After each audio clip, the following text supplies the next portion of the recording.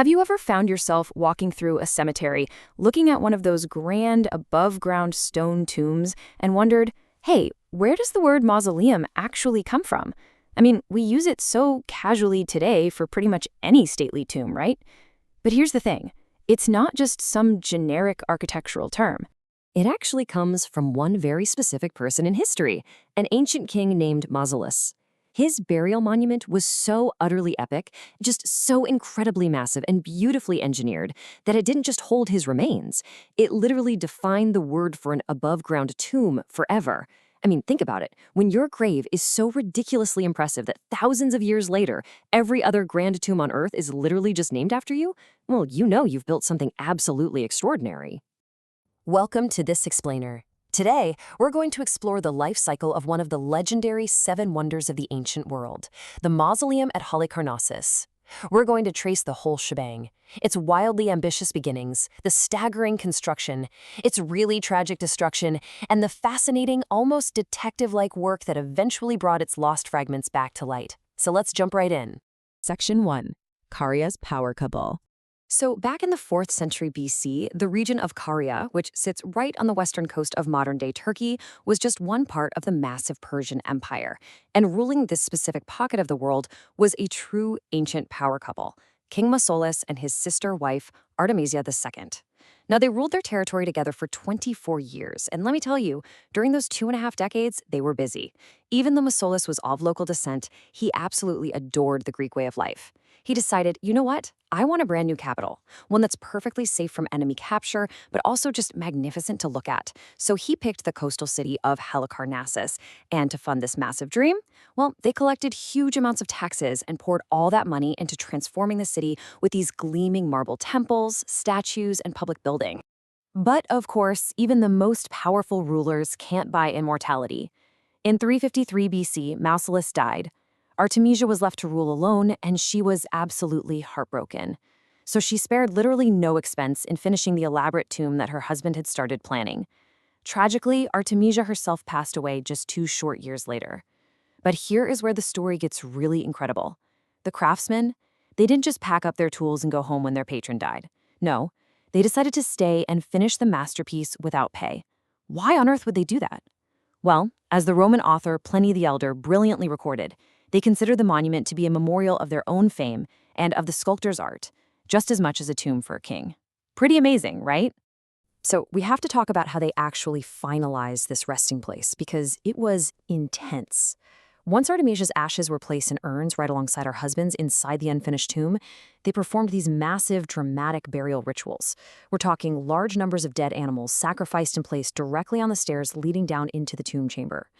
Then, to make absolutely sure the couple was never, ever disturbed, those stairs were entirely filled with stones and rubble. The access point was completely and permanently sealed off from the living world. Okay, so we know the tomb was locked down tight, but what did this thing actually look like from the outside? Section 2. Building an architectural marvel. The sheer scale of this building is honestly hard to wrap your head around. 45 meters. That's about 148 feet tall. And that is the number you really need to remember here. Try to imagine a structure about as tall as a modern 14-story building, made almost entirely out of brilliant white marble, just gleaming on a hill overlooking a bustling ancient harbor. It sat in this large enclosed courtyard. The base itself was this massive, square, tapering block. Above that rose 36 incredibly slim columns, and resting right on top of those columns was a massive, stepped pyramidal roof, receding in 24 distinct steps. But you know, size alone doesn't make a wonder of the world. It was the decoration that truly set it apart. Artemisia actually sent messengers all across Greece to hire a literal dream team of the era's absolute greatest artists. She brought in 4 legendary Greek sculptors, Leochares, Braxis, Scopas, and Timotheus. And in this amazing display of artistic competition, each sculptor was assigned exactly one side of the monument to decorate. They carved these spectacular, high-action bas-reliefs, things like the Amazonamaki, which is the mythical battle between the Greeks and the warrior women known as the Amazons. And the decoration didn't even stop at the walls. The mausoleum contained an unbelievable 400 freestanding sculptures. I mean, 400! There were stone lions flanking the stairs, mounted warriors guarding the corners, statues of gods and goddesses scattered on different levels.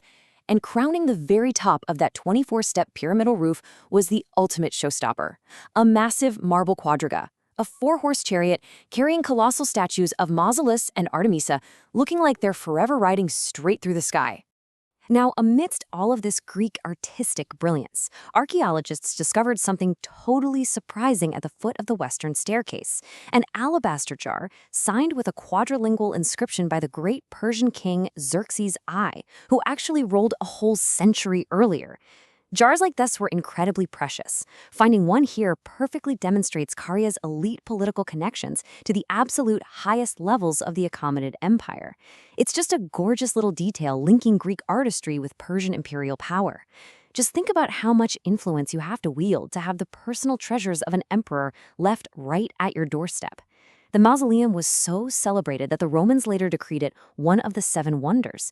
But, as we know, nothing built by humans lasts forever. Section 3, Ruin and Rediscovery. The timeline of its survival and its ultimate destruction is fascinating.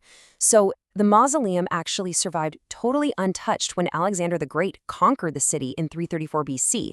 It stood tall for 16 long centuries. But then, somewhere between the 12th and 15th centuries, a series of massive earthquakes finally shattered the columns, sending that glorious chariot crashing down to the earth. By 1404, really only the base was even recognizable. And then, in 1494, the Knights of St. John invaded. To fortify their stronghold, Bodrum Castle, they literally broke up the ancient polished marble and burned it into lime.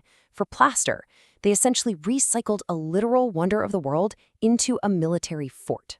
Just let that sink in.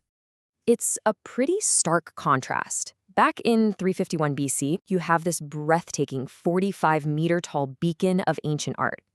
But today, if you visit the site in modern Bodrum, you're going to see scattered foundations, some broken stones, and a small museum. It's honestly a bit heartbreaking. And for the longest time, the exact location of the monument was completely lost to history, just buried beneath the modern town. That is, until a British archaeologist named Charles Newton arrived on the scene in 1852. Newton had a huge problem, though. Buying up all the land in town to search for the ruins would be impossibly expensive. So he got really smart about it. He studied the ancient texts of Pliny the Elder to calculate a rough location. Then he bought just a few key plots of land and literally dug tunnels underneath the surrounding properties until, bam, he hit the ancient foundations and the grand staircase. It was an absolute masterclass in archaeology. He recovered surviving statues, pieces of the chariot wheel, and friezes, which were then shipped off to the British Museum, where they still live today. So even though the original structure was shattered by earthquakes and burned in medieval kilns, its story was far from over. Section 4. A lasting modern legacy. Even if you have never set foot in Turkey, you have probably seen the ghost of the mausoleum right in your own city. Its incredibly unique design, that square base topped with a colonnade and a stepped pyramidal roof, heavily influenced modern civic architecture all across the globe.